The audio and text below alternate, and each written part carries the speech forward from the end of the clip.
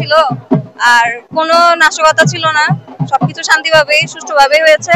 আমার বিদায় বেলা মনটা একটু খারাপ, কিন্তু এই 3 দিন অনেক দ্রুত চলে গেছে টাইমটা আর কি, বুঝছেন? মানে কি বলবো, অনেক মজা করছি পূজায়, ভাই বোনদের সাথে ঘুরছি, তো হঠাৎ করে মা চলে যাচ্ছে জন্য আজকে একটু মন খারাপ। আজকে মার যাওয়ার সাথে বৃষ্টি দেখছে, একটু আকাশেরও মন খারাপ। আমি চাই মায়ের বিদায় বেলা যাতে সবার পাপ গুলো একটু মুক্ত হয়, সেটা কামনাই করি। প্রতি বছরের ন্যায় এবছরও মাকে বিদায়টা জানাই দিতে হচ্ছে, আসছে বছর আবার হবে আর কি। আজকে ভালো লাগতেছে, দশমীর দিন মায়ের কাছে অনেক কিছু চাইছি, দেশে শান্তি থাকুক, ভালো থাকুক, সবাই ভালো থাকুক এই কামনা করি। খারাপও লাগছে, আবার আনন্দ লাগতেছে। খারাপ লাগতেছে কারণ অপেক্ষাটাই ভালো লাগে যে পূজা আসছে, বাট এসে চলে গেল, খারাপ লাগছে।